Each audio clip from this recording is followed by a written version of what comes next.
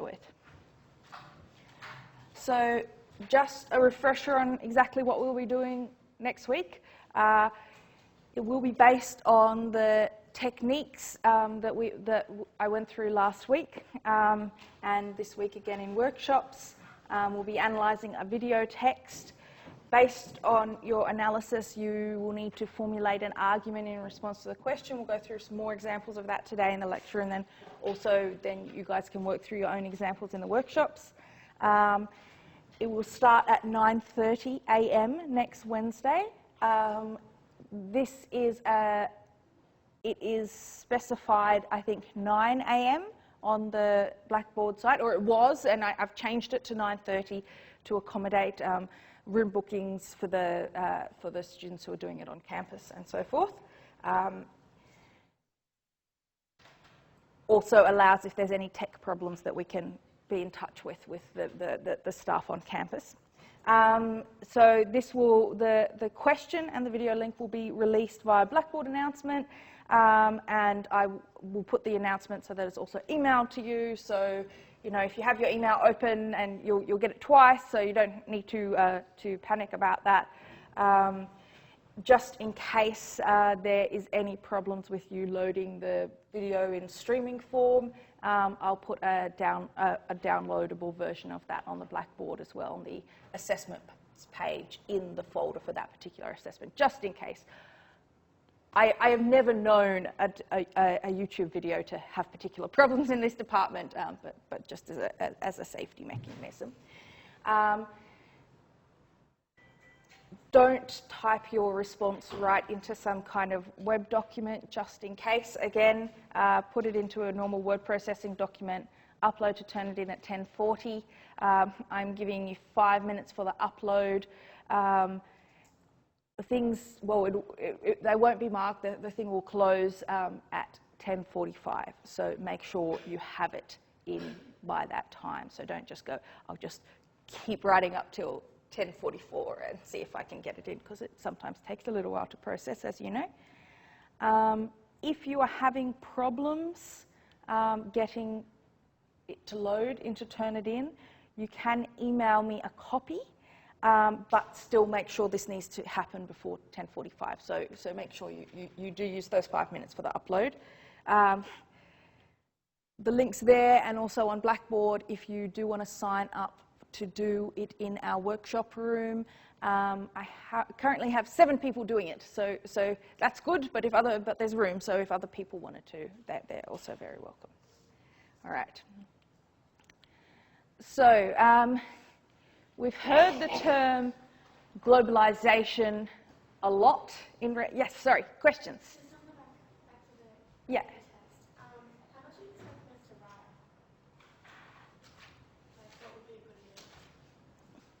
I'm thinking people will write about 400 words. It probably depends. I know last year they sort of ranged from around 300 to around 700. So I guess it does make a difference in terms of the amount you can cover, but I'm much more interested in what you've covered and what examples you've raised and so forth. So don't panic if you're not too fast. As a typist or so forth, around the 400-word mark would be fine, and that leaves you basically, 4 paragraphs. You don't need to do an introduction or a conclusion as such. You would want to put your response to the argument as your sort of first thing. So, your response to the question, so, your argument down, but you don't need to write a sort of a summary of what you're going to do and so forth. So just focus in on getting that analysis and that material through. Are there any other questions on that front? No? So I'll leave time if there's any questions as well at the end. So what is globalization in relationship to the media? So we hear about globalization often in terms of job losses in sort of manufacturing jobs and these sorts of things. The idea of the world becoming more, and it always was, or for a long time it has been, but becoming more interconnected to the extent that economies are sort of spread across the world rather than across individual countries. Political trends tend to follow each other, and so forth. And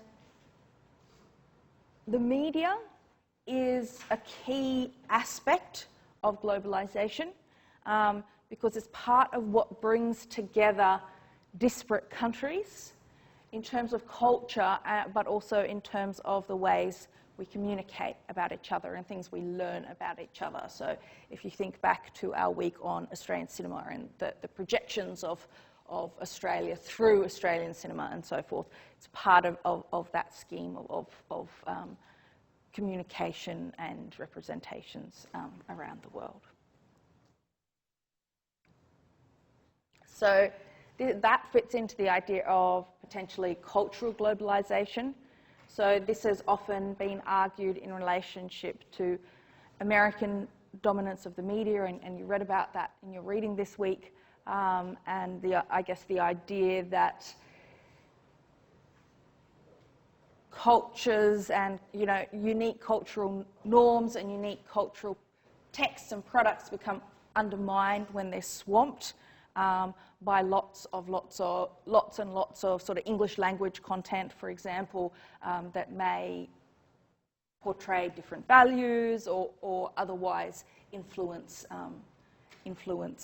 people in general. So I'm not saying that's necessarily a good or a bad thing, but that can certainly happen. Political globalization, economic globalization, as I just mentioned. So if we look at specifically media globalization in the context of the key issues, the key lenses we've used in this course, in terms of convergence, we're talking about economic convergence, obviously. So, for example, News Limited owns 57% as of last year, I think, of Australian media. It's an American firm. So that idea that there are companies like Disney and so forth that own a large portion of the world's media. So that idea of sort of horizontal integration, that you're coming together and having particular companies not just owning a lot of different media outlets within their own country, but also around the world. So Disney has significant holdings in Latin American television stations, for example. News Limited has significant stakes in newspapers around the world. So these sorts of ideas that the companies are global, and the media is thus becoming more global because they tend to share things more. Technological convergence, which we looked at in some degree of detail in terms of platforms, is also interlinked with this idea. As technology becomes more advanced, as our means of communicating and our means of consuming different kinds of media become easier, it's easier and easier for you to get access to texts and so forth from other countries. So Skype, for example, played quite, and similar technologies, but Skype's the most known, played quite a role in terms of getting people from different countries to be able to communicate with each other more cheaply and over the internet, and that enabled more sort of business meetings, and we used to actually, when we were interviewing academics, fly the academics over at great expense to interview them. Now they do Skype meetings. So, it does have, I guess, some kinds of concrete impacts in that sense. In terms of consumption, I know we have a couple of anime fans in the room, and there was a time when it would have been very difficult for someone who didn't speak or read Japanese to be able to consume lots and lots of anime. But with things like people doing English subtitles online, that sort of participatory element, you have ended up with people being able to collect and view massive amounts of animes through reading subtitles. And of course, the companies realize then the market and start dubbing and providing subtitles themselves. So that's the idea of how a particular nation's, how output from a particular nation can become much more global through the technologies of the internet, but also the economics of having an additional market that you can of consumers that you can potentially sell these texts to.